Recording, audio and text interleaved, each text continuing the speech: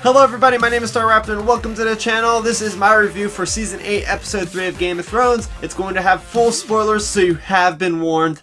I think I'm doing okay, guys. I think my heart rate is finally starting to come down because that episode had my heart rate elevated pretty high through the entire thing. Like, seriously, that episode was very stressful. I was feeling like so much anxiety for all these characters. It was absolutely terrifying. It turned into a horror movie. It was just one of the best experiences for keeping me on the edge of my seat, right? For like almost an hour and a half. That's unprecedented for TV. It's basically a movie that we just seen of an hour and a half long action sequence.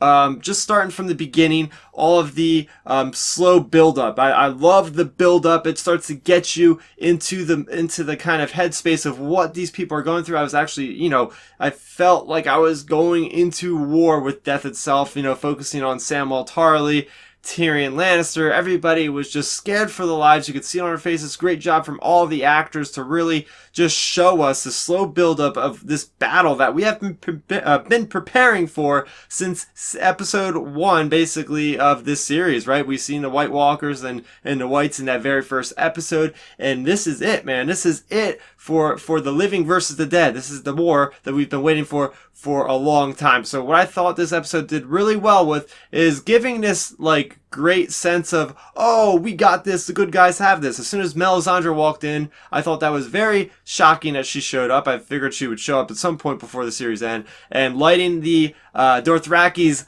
Iraq's on fire was just so inspirational. I was feeling so good. Like, yeah, I was literally cheering at the TV. Like, this is going to be awesome. We're going to see these Dothraki screamers on the cavalry going in and taking out the undead. And it was just so terrifying that we're seeing the viewpoint, I guess, of Dany or whoever's on the walls of Winterfell at the time, and you're just seeing their swords, the light die out one by one by one, and it's not good. This is not good at all, and you're just starting to run back. You see Jorah Mormont. This is not good.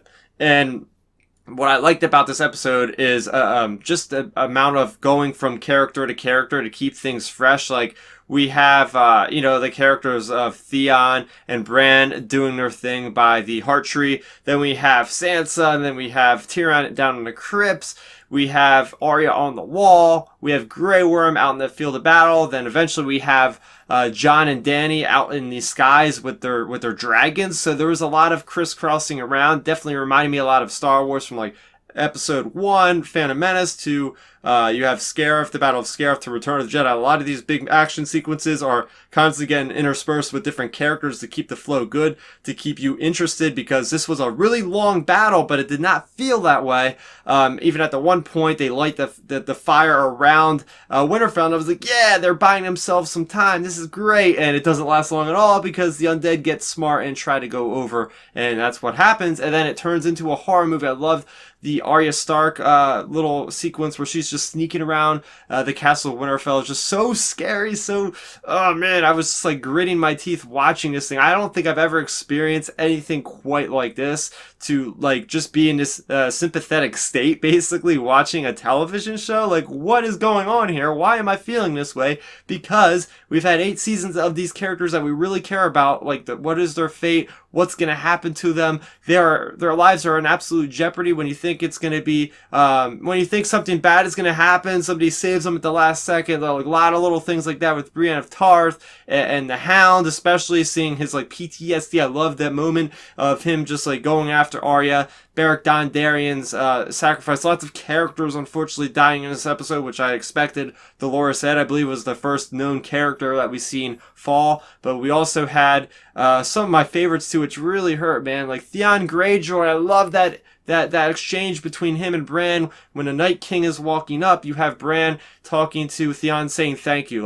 Like literally that meant like so much to Theon, because he was the one that actually caused like this whole ruckus with Winterfell, to actually have him forgiven by Bran, and they were brothers since the beginning. Like that was so great to see him charge. He was the last guy standing. He's gonna defend his brother with, even if he knows he's gonna die. He knew he was gonna die. There's no way getting out of that. He just charges, right? He faces death itself with absolute drive and absolute just going towards it, right?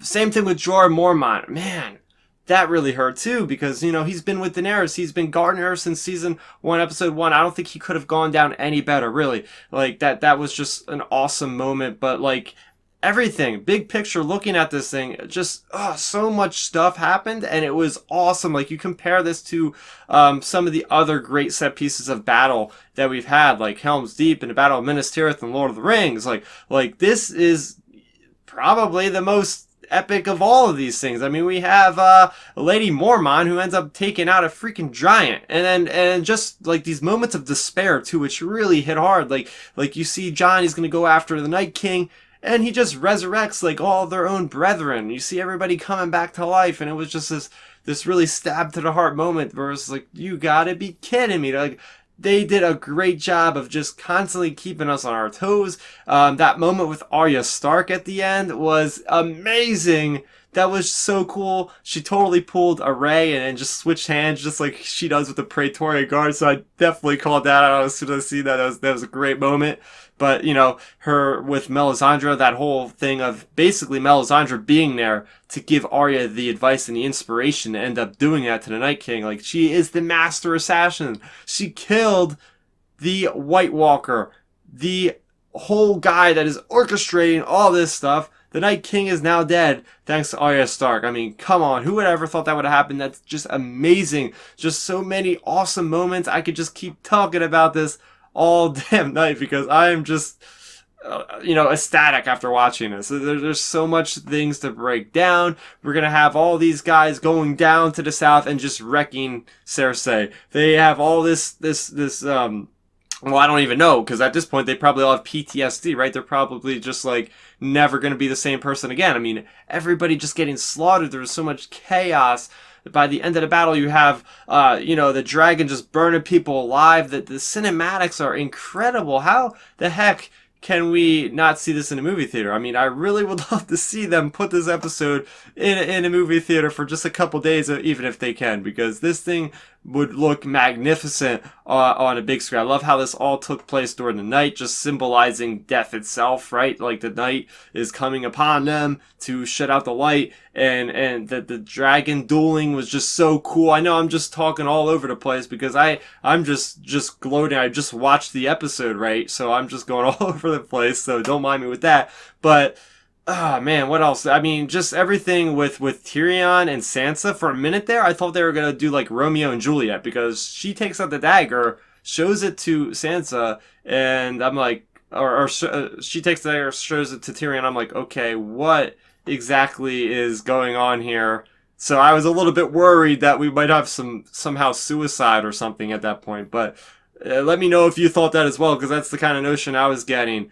But anyway, I want to know what you guys thought about this episode. Let's break it down in the comment section below. What did you think of Season 8, Episode 3? I don't even know the title yet because I'm recording this immediately after I watched. This is basically more of a reaction than a review, but it's okay. So let's talk about it in the comment section below. If you guys like this video, if you like my input and my immediate reaction of this episode, I have other Game of Thrones episode reviews on the channel right now. Plus, I talk a lot about Star Wars. So if any of that is interesting to you, you can go ahead and subscribe to the channel. It's very simple and it'll help support me. My name is Starrapter. Thank you so much for watching, and bye-bye. Thanks for checking out the video. Please hit that thumbs up symbol. It helps me know that I'm making content that you guys enjoy. And if you enjoyed this video, I also include 2 videos down below you guys should check out. And please consider subscribing to this channel. It helps support me, and it notifies you guys of when I get new videos up on the channel. You can also contact me on Twitter, Facebook, and Instagram at Starrapter.